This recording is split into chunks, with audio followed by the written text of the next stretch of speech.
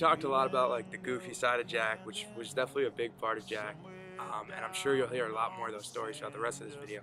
But there was also a pretty deep side to Jack. I mean, Jack was smart. He was pretty witty with his jokes. I think we could all remember a couple of Jack's, more than a couple of Jack's one-liners. Golden one-liners. I don't know where the shift happened, but he went from, kind of being a pain in my class to being one of the kids I looked forward to seeing the most. Just a lot of fun. There are very few kids who strike that balance between humor and maturity, and those are the special ones. Those are the ones you can connect with as a student, but you could also probably connect with on a more personal level.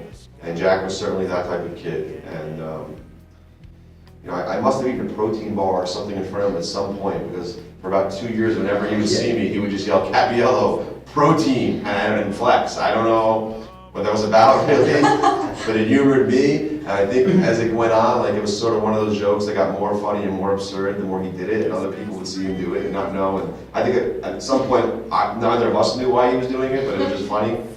So we were often messaging each other about trades, waivers, and such. For example, last season I contacted Jack about a trade, and he responded saying, "I may have a brain injury, but I'll still never be dumb enough to accept that trade."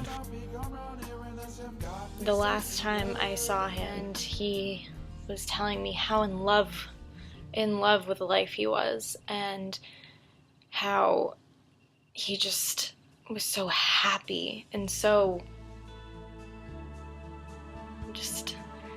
and you could see it in his face and in his smile and his eyes lighting up whenever he spoke about his life and what was going on.